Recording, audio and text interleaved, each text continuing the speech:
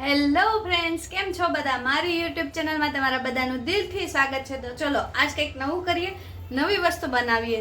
તો મારી જેવી હાઉસવાઈફ ઘણી બધી હોય, એના ઘણા બધાના રોજ એને એક જ પ્રશ્ન હોય બે ટાઈમ કે જમવાનું શું બનાવીએ. અને નોર્મલી ઘરમાં બધાનો એક જ જવાબ હોય, તને ગમે એ બનાવી દે. તો ચલો આજ કંઈક નવું ચટપટું મસાલેદાર અને એકદમ અલગ આજે આપણે બનાવશું સિંગ ભજીયાનું શાક. તો ચલો આગળ બતાવું હું કઈ રીતે બને છે. તો પ્લીઝ કન્ટિન્યુ વિડીયો જોજો અને હા, એક વખત બનાવીને પણ જોજો. બહુ મસ્ત, એકદમ ટેસ્ટી, યમી યમી એવું ચટાકેદાર સિંગ ભજીયાનું શાક.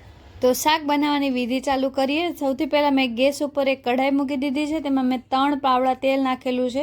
તો હું અહીંયા 2 જ જણાનું શાક બનાવું છું, એટલે હું ક્વોન્ટિટી ઓછી રાખીશ. તેલ ગરમ થઈ જાય પછી એમાં આપણે હિંગ અને જીરુંનું વઘાર કરશું. પછી મેં અહીંયા મીડિયમ સાઇઝની ડુંગળીને ગ્રેવી કરી લીધી છે મિક્સચરમાં. તમે ચાહો તો ઝીણા ઝીણા કટકા પણ કરી શકો છો. મેં ગ્રેવી કરી છે.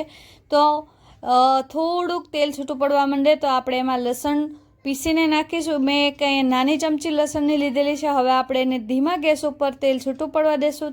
તો જ્યાં સુધી આપણું ડુંગળી ચડે છે ત્યાં સુધી આપણે એક મસાલો તૈયાર કરી લીધો. મેં એક વાટકીમાં હળદર, ધાણા જીરું, મરચું અને ગરમ મસાલો આ બધું પાણી નાખીને બરાબર મિક્સ એક પેસ્ટ બનાવી લીધી છે.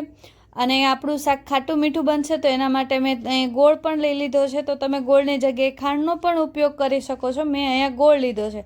તો તમે જોઈ શકો છો કે હવે આપણું ડુંગળીની કલર પણ બદલી ગયો છે. તો આ બધી પેસ્ટ આપણે એમાં નાખી અને બરાબર મિક્સ કરી લીધું.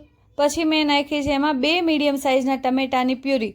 તો ટમેટાની પ્યુરી નાખશો તો એનાથી કલર પણ સારો આવશે. અને ટમેટાની પ્યુરી નાખી છે તો એના માટે આપણે મીઠું પણ નાખી દઈએ તો જલ્દી ફટાફટ થઈ જાય. તો તમે જોઈ શકો છો કે મારી પ્યુરીમાંથી ટમેટાની ડુંગળી બધી પ્યુરી એકદમ ચડી ગઈ છે. એમાંથી તેલ પણ નીકળી ગયું છે. તો મેં નાખી છે એમાં છાશ નાખીએ તો એનાથી એકદમ મસ્ત અલગ સ્વાદ, ખાટો મીઠો આવશે. પછી એ ઉકળી જાય, એક ઉકાળો આવી જાય પછી એમાં આપણે નાખવાના છે સિંગ ભજીયા. તો તમે જોઈ શકો છો કે મારું શાક તૈયાર છે. સિંગ ભજીયા નાખી અને મેં 10 મિનિટ ધીમા ગેસે થવા દીધું છે. તો એકદમ ચટપટું અને જલ્દી બની જાય એવું સિંગ ભજીયાનું શાક. તો તમે જોઈ શકો છો કે એનો કલર પણ સરસ છે, દેખાવમાં મસ્ત લાગે છે અને સ્વાદમાં તો બહુ સરસ લાગે છે. તો તમે ચોક્કસ એક વખત બનાવીને ટ્રાય. તો ફ્રેન્ડ, તૈયાર છે આપણું સ્વાદિષ્ટ અને એકદમ ચટાકેદાર એવું સિંગ ભજીયાનું શાક.